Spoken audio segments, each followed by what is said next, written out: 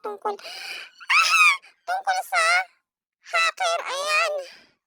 Ngayon po ay nalaman ko na kung saan nag-umpisa yun. Nung araw no kasi yun ako ay nagmamadali dahil ako ay nga po ay nagpapataya. Ngayon po pala hindi ko alam na nahack na yung account ng aking kaibigan o kakilala.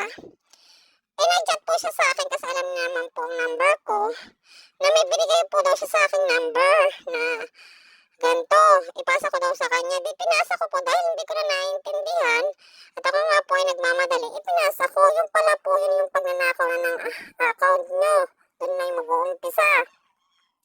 At saka nalaman ko po pala yung napag-umpisahan pala ng hacker na yun ay about dun sa di umano na isasama ka sa munisipyo at bibigyan ka ng 4,000, ha?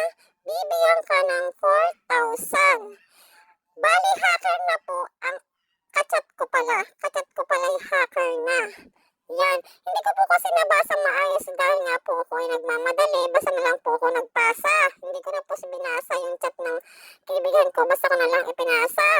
Basta na lang ako nagbigay. Ayan. Hindi ko man lang, wala man akong tanong-tanong. So, ingat po tayo. Yan po ay sa GCash. Ang pangalan pong matatandaan ko ay Jed, Jonah B, at saka yung isang ginagamit nilang account ay COJ.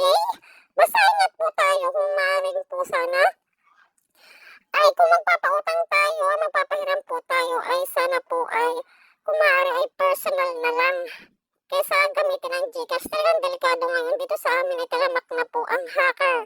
Talagang ikaw hacker ka, kung ikaw ay tamar, ikaw yung magmandamay, kawawa ang iyong hinahack, bago pa mapagpagura na talaga namang basta mo na lang kukunin. Ay, ang galing mo naman talaga.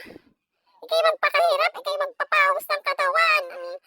Hindi yung basta kinakaupo at hawak mo ang cellphone, naghahack ka, nanghingi ka ng pera. Ang galing mo, wala ka naman patago, ang kapal ng face mo. Ha? Wala kang karapatang humingi ng pera, wala kang patago, magtrabaho ka, ang kapal ng face mo. Ayan. Basta ingat